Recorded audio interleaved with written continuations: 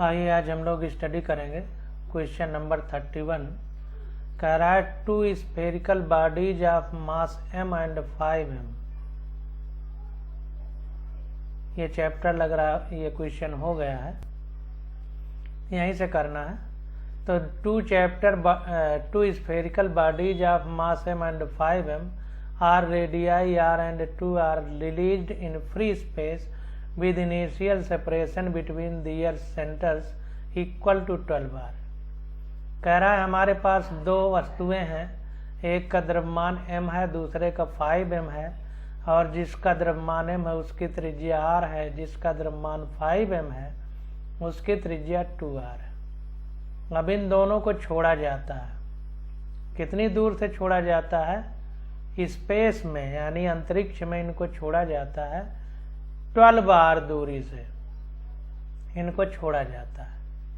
कह रहा है if they attract each other due to gravitational force only then the distance covered by the smaller body before collision is.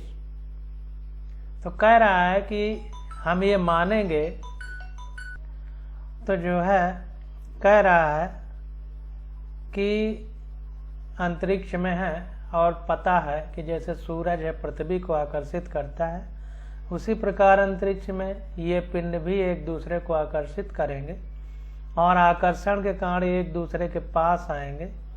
तो कह रहा है कि जब इनमें टक्कर होगी, तो जब ये आपस में टकरा जाएंगे तो छोटी वाली जो वस्तु है जिसका द्रव्यमान m है वो कितना दूरी तय करेगी, ये हमको बताना है। तो कुल मिला के 5m और m दोनों मूव कर रहे हैं, तो सेंटर ऑफ मास की जो गति होगी उसी के हिसाब से हम इस क्वेश्चन को सॉल्व करेंगे। तो देखते हैं 7.5 r दूरी तय करेगा छोटा वाला पिंड। अब कैसे तय करेगा इसको हम सॉल्व करके समझने का प्रयास करते हैं। तो देखिए कह रहा है कि let the distance moved by spherical body of mass m is x1 and by spherical body of mass 5m is x2 as their center of mass will remain stationary। जैसा कि हमको पता है कि मान लें कि ये दोनों बॉडी एक ही पिंड हैं, तो जब ये मूव करेंगी तो सेंटर ऑफ मास का जो मोशन होता है वो स्टेशनरी होता है यानी स्थिर होता है, ये हमको पता है। तो कोई भी बॉडी मूव करती है तो उसका सेंटर ऑफ मास स्टेशनरी होता है, इस बात को ध्यान देना है। तो अब देखिए ये छोटी वाली वस्तु है, ये बड़ी वाली वस्तु है। छोटी वाली का द्रव्यमान m है, बड़ी वाली का द्रव्यमान 5m है, और छोटी वाली की त्रिज्या r है और बड़ी वाली की त्रिज्या इससे 2 गुना यानी 2r है, और दोनों 12 बार दूरी पर रखी गई हैं, यानी इनके केंद्र बिंदु, जहाँ पर इनका केंद्र बिंदु है वहाँ से दूरी 12 बार है। अब एक चीज़ ये ध्यान देना है कि इसकी त्रिज्या 2r है, इसकी त्रिज्या r है, तो कुल मिलाकर के 2r और r मतलब 3r डिस्टेंस कम हो जाएगी अगर सतह यानी सरफेस से इस दूरी को नापेंगे। अब सतह से हम नाप क्यों रहे हैं? इसलिए कि जब इनमें टक्कर होगी तो r और 2r यानी 3r की दूरी तो मेंटेन रहेगी, तो आखिर ये चली कितना? तो 9r केवल चलेंगी, इसलिए ये हमको निकालना जरूरी है। तो यहाँ पर देखिए अगर कह रहा है कि अगर इनके मोशन के समय ये m वाली बॉडी x1 दूरी चले और m2 बॉडी x2 दूरी चले, यानी 5m वाली x2 दूरी चले, तो x1 प्लस x2 बराबर कितना हो जाएगा? 9r। भाई दोनों मिला के इतनी ही दूरी तो चलेंगी 9r, क्योंकि ये इतनी दूरी है ही। जब टक्कर होगा, कोलिजन होगा, तो ये आपस में जब चिपकेंगी तो r और 2r यानी 3r तो बनी ही रहेगी, तो 9r ही केवल घटेगी। तो इसलिए x1 प्लस x2 हमारी 9r हो गई। सो x1 इक्वल टू कितना होगा? अब देखें यहाँ पर इस बात को समझिए, सेंटर ऑफ मास से तो मास गुणे चली गई दूरी, इधर भी मास गुणे चली गई दूरी, ये दोनों बराबर होंगी क्योंकि सेंटर ऑफ मास स्टेशनरी रहता है, स्थिर रहता है, इसलिए ये जितना हल्की होगी उतने ज़्यादा दूरी चलेगी, ये जितना भारी होगी उतने कम दूरी चलेगी। इसलिए दोनों का मास गुणे दूरी हमेशा इक्वल रहेगा, क्योंकि सेंटर ऑफ मास स्टेशनरी रहता है। तो इसलिए इसकी मास गुणे दूरी बराबर इसकी मास गुणे दूरी हो जाएगी। अब इसको सॉल्व करेंगे। इसमें m है द्रव्यमान, इसका 5m है, x1 ये x2 हो जाएगा, तो x1 बराबर 5x2 आ जाएगा। अब यहाँ पर x1 की जगह 5x2 रख देंगे, सॉल्व करेंगे तो x2 की वैल्यू निकाल सकते हैं और x2 इक्वल टू x1 अपान 5 हो जाएगा। ये x2 बराबर लिखेंगे तो x2 की जगह लिखेंगे तो x1 निकल आएगा, और x1 इसने निकाला है 7.5 r। तो कुल मिला के जो हमारी छोटा वाला पिंड है ये 7.5 r दूरी चलेगा। तो इस प्रकार से ए विकल्प हमारा करेक्ट हो जाएगा। अब क्वेश्चन नंबर 32 देखते हैं। कह रहा है black hole is an object whose gravitational field is so strong that even light can not escape from it. कह रहा है कि एक ब्लैक होल है। ब्लैक होल का मतलब कृष्णिका पिंड जिसको हिंदी में बोलते हैं। तो ब्लैक होल का मतलब ऐसी चीज है, वो ब्लैक दिखती क्यों है? तो सबसे पहले समझना पड़ेगा कि कोई चीज हमें दिखती ही क्यों है। तो कोई चीज हमें दिखती इसलिए है, जैसे चंद्रमा हमको दिख रहा है, इसका मतलब है कि सूरज का प्रकाश चंद्रमा पर पड़ रहा है और चंद्रमा का प्रकाश पृथ्वी पर पड़ रहा है। तो ये पृथ्वी पर पड़ने के बाद, पृथ्वी पर पड़ने के साथ जब हम चंद्रमा को देखते हैं तो हमारी आंखों में भी पड़ रहा है। जब हमारी आंख में पड़ रहा है तो क्या होता है कि आंख से रिफ्लेक्ट होकर चंद्रमा में जा रहा है, तब हमें चंद्रमा दिख रहा है। तो इसी प्रकार से जो ब्लैक होल है, अगर चंद्रमा का प्रकाश हमारी आंख में न पड़ता होता तो हमें चंद्रमा नहीं दिखता। इसका मतलब ये समझ में आ रहा है कि ब्लैक होल क्यों काला है, दिखता क्यों नहीं। काला का मतलब न दिखना। तो दिखता क्यों नहीं है? तो इसलिए नहीं दिखता है क्योंकि वो इतना ज़्यादा उसका ग्रेविटेशनल फील्ड स्ट्रांग है, गुरुत्वाकर्षण बल इतना स्ट्रांग है, इतना मजबूत है कि वो प्रकाश रूपी फोटान को भी अपने ओर आकर्षित कर लेता है, उसे भी परावर्तित होकर नहीं जाने देता है। तो ऐसी कंडीशन में क्या होता है कि जब फोटान यानी प्रकाश उससे आ ही नहीं पाएगा हमारी आंख में, तो हमें कैसा दिखेगा? काला ही दिखेगा। तो इसलिए ब्लैक होल काला दिखता है। अब देखिए, तो कह रहा है कि ये black hole is an object whose gravitational field is so strong that even light can not escape from it. Light भी इससे एस्केप होके नहीं जा पाती है। To what approximate radius would Earth have to be compressed to be a black hole. तो कह रहा है पृथ्वी को कितना कंप्रेस कर दिया जाए, सिकोड़ दिया जाए, यानी उसकी रेडियस कितनी कम कर दी जाए कि वो ब्लैक होल की तरह काम करने लगे। पृथ्वी का द्रव्यमान हमको दिया गया है, ये हमसे पूछा जा रहा है कि कितना कंप्रेस कर दिया जाए कि वो ब्लैक होल की तरह बिहेव करने लगे। तो आंसर सी वाला करेक्ट है। कैसे करेक्ट है इसको हम समझेंगे और करने का प्रयास करेंगे। तो यहाँ पर देखिए, कह रहा है light can not escape from A black whole. Light भी इससे दूर नहीं जा पाती, यानी इसको छोड़ के नहीं जा पाती। इसका मतलब वहाँ एस्केप वेलोसिटी लाइट के बराबर है। तो v escape equal to c। अब एस्केप वेलोसिटी का फार्मूला होता है √2 gm/r। ये हमने पढ़ा है, इक्वल टू ये c के बराबर हो जाएगा। तो यहाँ पर देखिए r इक्वल टू 2 gm/c²। इसका जब रूट हटाएंगे तो स्क्वायर करेंगे और ये r इधर जाएगा, c² नीचे आ जाएगा।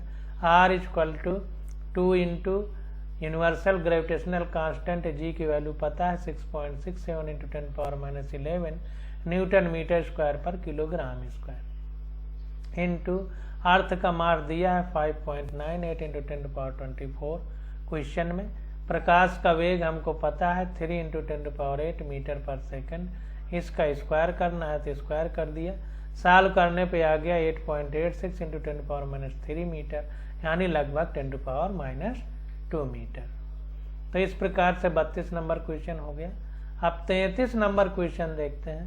कह रहा है dependence of intensity of gravitational field E of Earth with distance R from centre of earth is correctly represented by. तो कह रहा है कि dependence of intensity of gravitational field of Earth with distance R, तो गुरुत्वीय क्षेत्र की तीव्रता और पृथ्वी से दूरी के आधार पर हमें एक ग्राफ दिया गया, इसमें से कौन सा ग्राफ सही रिप्रेजेंट कर रहा है, इस बात को ये हमको बताना है। तो यहाँ पर देखिए हमारे पास 4 ग्राफ दिए गए हैं और 4 में से हमारा ए वाला ग्राफ करेक्ट है। तो ए वाला ग्राफ कैसे करेक्ट है ये हमको बताना है। तो यहाँ पर देखिए सबसे पहले हम चलेंगे अपने वहीं पर इलेक्ट्रिक वाले चैप्टर में, इलेक्ट्रोस्टैटिक्स में। तो हमारा ई इक्वल टू फार्मूला होता था 1/4πε0 Q/r², ये हमारा फार्मूला होता था। लेकिन अब हम यहाँ गुरुत्वीय क्षेत्र की तीव्रता की बात करेंगे तो ई यहाँ पर जी लिख सकते हैं ग्रेविटेशनल के लिए, और इसकी जगह हम लोग क्या लिखेंगे, जी लिख देंगे, और यहाँ पर क्यू की जगह एम होगा पृथ्वी का, अपान त्रिज्या वैसे ही रहेगी। और चूंकि गुरुत्वीय क्षेत्र में क्या होता है कि ये हमेशा आकर्षण का होता है, और जब हम गुरुत्वीय विभव पढ़ रहे थे तो अनंत पे 0 माना जाता है और पृथ्वी पर नेगेटिव होता है, इसलिए यहाँ पर नेगेटिव साइन आ जाएगा। तो ये हमारा फार्मूला हो जाएगा। सारे फार्मूला देखिए हम इलेक्ट्रोस्टैटिक्स चैप्टर से कोरिलेट करते चल रहे हैं ताकि आपको ये बात समझने में दिक्कत हो, यहाँ फार्मूले याद ना करना पड़े, कहीं किसी प्रकार का कन्फ्यूजन ना हो। तो यहाँ पर देखिए बता रहा है कि where M and R the mass and radius of the Earth respectively at the centre are equal to 0। Centre क्या है यहाँ पर, आर इक्वल टू 0, तो केंद्र बिंदु से यहाँ पर लिया गया है। तो अब ध्यान देना है, तो ये जो फार्मूला है हमारा, अब इसको देखते हैं वेक्टर रूप में हम यहाँ करेंगे, क्योंकि इंटेंसिटी हमारी वेक्टर क्वांटिटी है। तो जब आप एनसीईआरटी खोलेंगे और वेक्टर रूप में लिखेंगे तो ये ईजी इक्वल टू हो जाएगा -gm, यहाँ पर आर कैप हो जाएगा वेक्टर क्वांटिटी के लिए, अपान यहाँ पर चूंकि एक आर है तो नीचे हमें r³ करना पड़ेगा ताकि r² मेंटेन रहे। अब यहाँ पर देखिए हमने बड़ा आर लिखा है, यहाँ छोटा आर, ऐसा क्यों, इसलिए क्योंकि ये चेंज हो सकता है, सेंटर से कहीं भी जाएंगे तो ये चेंज होगा, और ये अर्थ की रेडियस है। तो इस प्रकार से ये फार्मूला यहाँ पर लिखा गया है। तो आप ध्यान देंगे यहाँ पर देखिए ये स्मॉल आर है, ये R is smaller than capital R, मतलब तब तक हम इस को मानेंगे जब तक हमारा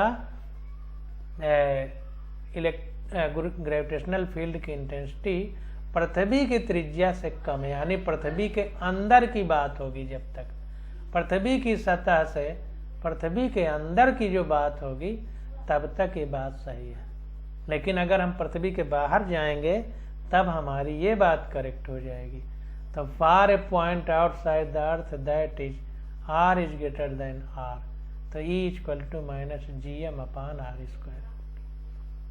तब ये बात सही होगी। तो इसको समझना है कि ये आर, ये वाला हमारा फार्मूला तब तक सही है जब आर इस कैपिटल आर से कम होगा, यानी पृथ्वी की त्रिज्या के कम दूरी पर अगर हम गुरुत्वीय क्षेत्र की तीव्रता की बात करेंगे तब हम इस फार्मूले का यूज करेंगे।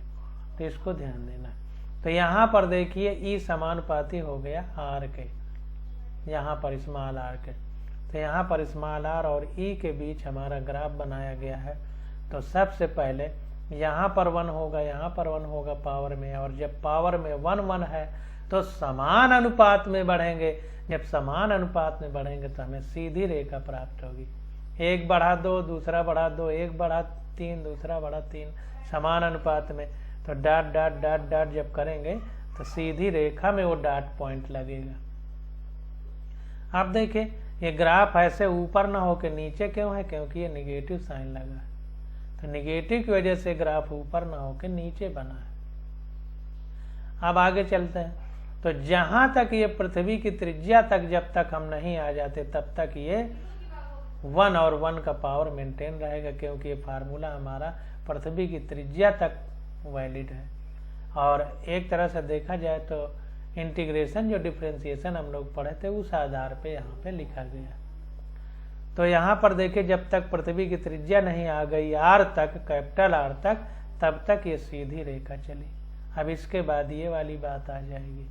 तो ये वाली जब बात आ जाएगी तो यहाँ पर देखिए ई समानुपाती है, ई समानुपाती है -1/r² के। तो माइनस का मतलब ग्राफ नीचे रहेगा, और आर स्क्वायर का मतलब है इसमें परिवर्तन इसके स्क्वायर में हो रहा है।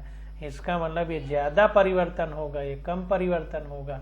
तो और 1/r में है यानी उल्टा है। इसका मतलब है कि जो भी परिवर्तन होगा उसकी वैल्यू अगर हम पूरी निकालें 1/, के जैसे 1/2 है, इसको 0.5 लिखते हैं तो घटता चला जाएगा। तो इसका मतलब कि जैसे जैसे हम पृथ्वी की सतह से और दूरी बढ़ाते जाएंगे तो गुरुत्वीय क्षेत्र की तीव्रता घटती चली जाएगी। इसलिए देखिए ये अगर इसको ये ई है तो ये ऐसे ग्राफ ये 0 की तरफ जा रहा है ऐसे। और जैसे जैसे आगे चल रहे हैं देखिए आगे भी जा रहे हैं और ये ग्राफ ये मैक्सिमम से घटता जा रहा है निगेटिव साइड में। तो इस बात को ध्यान देना है कि ग्राफ कैसे बना। अब ये कर्व्ड क्यों है? कर्व्ड इसलिए है कि ये 1 बढ़ाएंगे तो देखिए 0.5 हुआ। तो जाहिर सी बात है कि एक पॉइंट यहाँ है, ये अगर 1 है, ये मान लीजिए ग्राफ इस तरह है, इस तरह से, ये वाला नहीं, ये मान लेते हैं ये यहाँ तक था 1 1। अब ये पॉइंट 1 है, अब ये आगे 1 1 होता बराबर में तो सीधी रेखा हो जाती है। 0.5 है तो अब ये ऐसे जाएगा तो ऐसे ऐसे ऐसे घटता चला जाता है। 0.5 होगा फिर 0.25 ऐसे घटेगा तो कर्व बनता चला जाएगा। इसलिए ऐसा ग्राफ हमको देखने को मिलता है। अब क्वेश्चन नंबर 34 आ जाता है। कह रहा है infinite number of bodies each of mass 2 kg are situated on X axis at distance 1 meter, 2 meter, 4 meter, 8 meter respectively from the origin. The resulting gravitational potential due to this system at the origin will be। तो कह रहा है कि अनंत वस्तुएं हैं, अनंत bodies हैं, अनंत particle हैं जिनमें से द्रव्यमान प्रत्येक का 2 किलोग्राम है, और एक्स एक्सिस पर एक 2 मीटर में तो दूसरी एक 1 मीटर में तो दूसरी 2 मीटर में, तीसरी 4 मीटर में, चौथी 8 मीटर में, तो फिर आगे 16 मीटर, फिर आगे 32 मीटर, फिर आगे 64 मीटर, फिर आगे 64 का 2 गुना, इस तरह होता चला जाएगा। तो इस तरह से रखी गई है। तो कह रहा है the resulting gravitational potential due to this system at the origin will be. तो प्रभावी जो गुरुत्वीय विभव है उसका मान कितना होगा ये हमसे पूछा जा रहा है। तो जैसे गुरुत्वीय वहाँ विद्युत विभव की हम लोग बात करते थे वैसे यहाँ पर गुरुत्वीय विभव की बात करेंगे। बी वाला विकल्प सही है, -4g। कैसे सही है इसको समझने का प्रयास करते हैं। तो पहले हम लोग फार्मूला समझ लेते हैं। तो जब हम विद्युत विभव निकालते थे तो फार्मूला होता था V = 1/4 pi epsilon not Q/R, यही होता था। अब अगर हम गुरुत्वीय विभव की बात करेंगे तो यहाँ पर निगेटिव लग जाएगा और इतने पूरे की जगह G हो जाएगा, इसकी जगह M हो जाएगा और नीचे हमारा ये R हो जाएगा। लेकिन अब बहुत सारी बॉडीज हों तब हम क्या करेंगे? तो अगर बहुत सारी बॉडीज होंगी तो उनको वैसे क्रम से हम लोग ऐड करते चले जाएंगे उसी फार्मूले में। तो यहाँ पर देखिए गुरुत्वीय विभव की बात है, तो कह रहा है the resulting gravitational potential at the origin O due to each of mass 2 kg located at position as shown in figure is. तो यहाँ एक्स एक्सिस इसको मान लेते हैं अगर, तो यहाँ पर ये ओरिजिन है और इससे 1 मीटर पर 2 किलोग्राम की, 2 मीटर पर 2 किलोग्राम की, 4 मीटर पर 2 किलोग्राम की बॉडी का मास सेम है, केवल दूरी बदल रही। फिर 8 किलोमीटर पर 2 किलोग्राम की, फिर डॉट डॉट आगे भी। तब formula V equal to minus G M upon R, तो ये माइनस जी इंटू 2 द्रव्यमान बटे इसकी दूरी 1, माइनस जी इंटू 2 द्रव्यमान बटे इसकी दूरी माइनस जी इंटू 2 अपान ये दूरी। तो इस प्रकार से यहाँ पर इसको हमने वैसे ही लिख लिया जैसे फार्मूले में था सारी बॉडी को। अब ये माइनस जी इंटू 2 सब में है तो ये कॉमन हो जाएगा, तो अंदर आ जाएगा 1 + 1/2 + 1/4 + 1/8 प्लस डॉट डॉट आ जाएगा इक्वल टू माइनस 2g। अब इसको अगर सिंपल करेंगे तो ये 1/1 - 1/2 आ जाएगा। इसको अगर हम सिंपल करेंगे पूरे को तो इतना आ जाएगा हमारे पास। तो जब इतना आ जाएगा इसको और सिंपल करेंगे तो आ जाएगा -2g 2/1, तो ये आ जाएगा -4g, क्योंकि 2 में 2 का गुणा आ जाएगा। तो -4g वही जो विकल्प भी करेक्ट था उतना ही हमारा आ जाएगा। अब क्वेश्चन नंबर 35 देखते हैं। कह रहा है body of mass m is taken from the earth surface to the height equal to twice the radius r on of the earth, the change in potential energy of body will be. तो कह रहा है एक वस्तु है जिसका द्रव्यमान m है और पृथ्वी की सतह से पृथ्वी की त्रिज्या की height equal to twice the radius of earth, पृथ्वी की त्रिज्या की 2 गुना त्रिज्या पर पृथ्वी की सतह से उसको ले जाया जाता है। तो कह रहा है the change in potential energy of body will be. तो पृथ्वी उस वस्तु के गुरुत्वीय ऊर्जा में कितना परिवर्तन होगा ये हमको बताना है। यहाँ पर देखिए डी वाला विकल्प हमारा करेक्ट है, और कैसे करेक्ट है इस बात को समझने का प्रयास करते हैं। तो देखिए आप ग्रेविटेशनल पोटेंशियल एनर्जी का फार्मूला, तो फिर हम इलेक्ट्रोस्टैटिक्स चैप्टर में जाएंगे तो U equal to 1/4 pi epsilon naught Q1 Q2 upon R ये फार्मूला होता है, आप NCERT में देख सकते हैं। अब U इक्वल टू ग्रेविटेशन के लिए यहाँ पहले निगेटिव लगाएंगे फिर ये पूरा लिखेंगे, तो यहाँ पर आ जाएगा G Q1 की जगह m1 हो जाएगा, या पृथ्वी के लिए कैपिटल M लिख देंगे, Q2 की जगह स्मॉल m अपान R, ये फार्मूला हो जाएगा। वही देखिए यहाँ पर लिखा गया। तो हमें फार्मूले इस चैप्टर के लिए याद करने की ज़रूरत नहीं है, इलेक्ट्रोस्टैटिक्स के फार्मूले ही हमारे फार्मूले होंगे। तो gravitational potential energy at any point at a distance R from the centre of earth is. तो गुरुत्वीय विभव ऊर्जा जो है उसके लिए फार्मूला क्या होगा जब वस्तु पृथ्वी से r दूरी पर हो। तो U इक्वल टू, हाँ ये देखिए फार्मूला जो है distance r from the centre of earth is, केंद्र बिंदु से दूरी लेने पर है ये फार्मूला।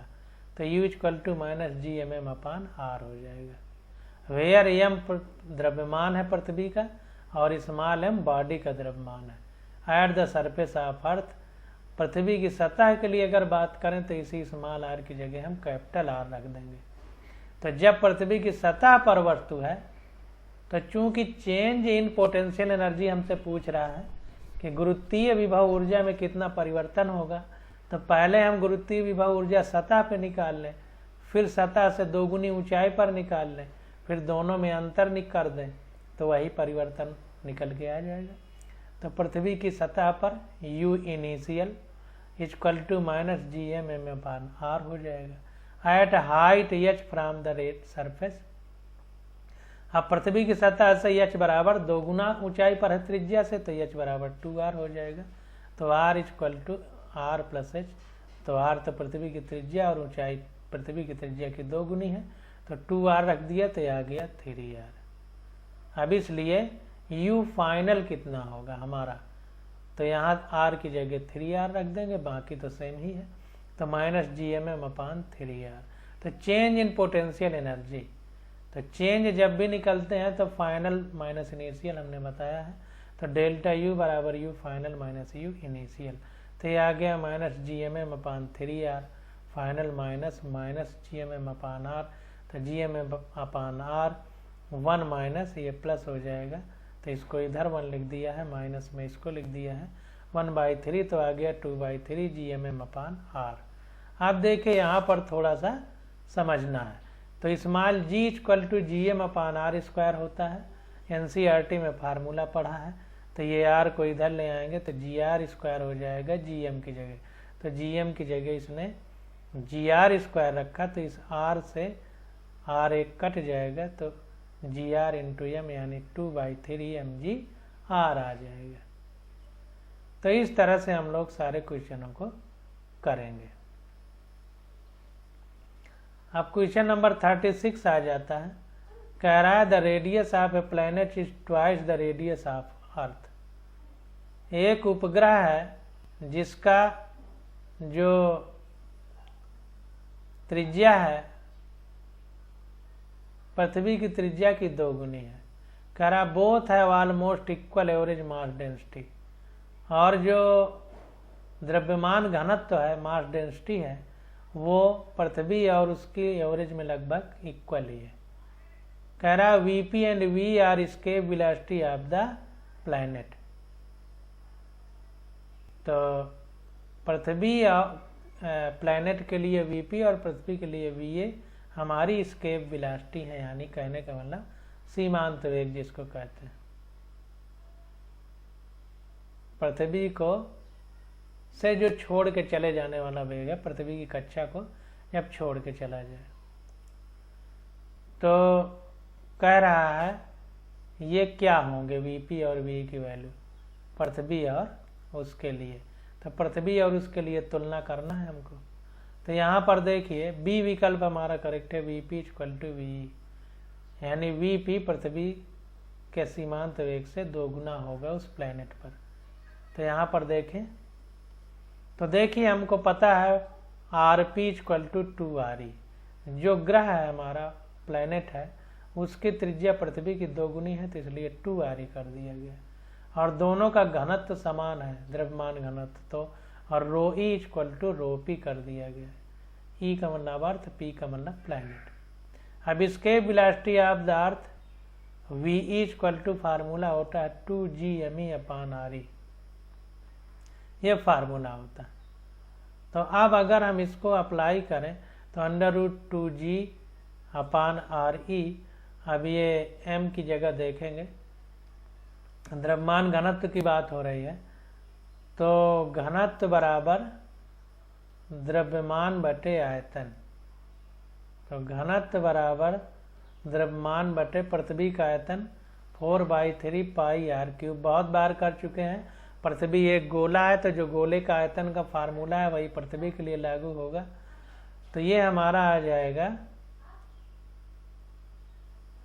ये इधर चला जाएगा, तो 4/3 πr³ rho equal to m, तो वही यहाँ रख देंगे, तो पृथ्वी के लिए ई हो जाएगा। तो 2/2G/RE उतना ही रखा, ME की जगह ME की जगह ये वैल्यू उठा कर रख दी। 4/3 πRE पृथ्वी के लिए ई हो जाएगा, क्यूब RE ρE, तो ये हो गया RE √। अब इसको सॉल्व करेंगे तो ये हमारा 4 दूनी 8 हो जाएगा, तो 8/3 πG ρE, πG ρE, RE cut जाएगा। अब इसके वेलोसिटी फ्रॉम द प्लैनेट, अब प्लैनेट की बात करें तो VP equal to √2GMP/RP, planet का द्रव्यमान और प्लैनेट की त्रिज्या इक्वल टू √2 2g/rp, और ये तो सेम रहेगा। और जो हमारा द्रव्यमान घनत्व पृथ्वी का है वही प्लैनेट का है, तो यही वैल्यू उठा करके प्लैनेट के लिए रख देंगे। तो 4/3 पाई RE की जगह केवल प्लैनेट के लिए RP हो जाएगा, और द्रव्यमान घनत्व ρP हो जाएगा। तो ये हो गया RP√8/3 पाई G ρP हो जाएगा। तो देखिए ये चीज़ें तो सेम आ गई पृथ्वी और प्लैनेट के लिए, केवल यहाँ पर अंतर कितना है, ये त्रिज्या का, क्योंकि ये तो सेम ही है। तो डिवाइड 1 and 2, तो VE/VP कर देंगे, तो RE/RP √ρE/ρP, बाकी तो सब कट जाएगा। तो ये आ गया RE/2RE, क्योंकि उसकी त्रिज्या पृथ्वी की त्रिज्या की 2 गुनी है। √ρE/ρE, क्योंकि ये दोनों बराबर हैं तो किसी की जगह एक दूसरे को रख सकते हैं, तो ये कट जाएंगे। तो ये आ गया 1/2, RE कट जाएंगे, या यूं कह सकते हैं VP = 2VE आ जाएगा। ये 2 इधर जाएगा, VE के साथ गुणा होगा, ये इधर आएगा क्रॉस, तो VP = 2VE हो जाएगा। तो इस प्रकार से हम लोग क्वेश्चन को सॉल्व करते हैं। अब क्वेश्चन नंबर 37 आ जाता है, तो इसकी स्टडी हम लोग अगले लेक्चर में करेंगे। Okay, thank you.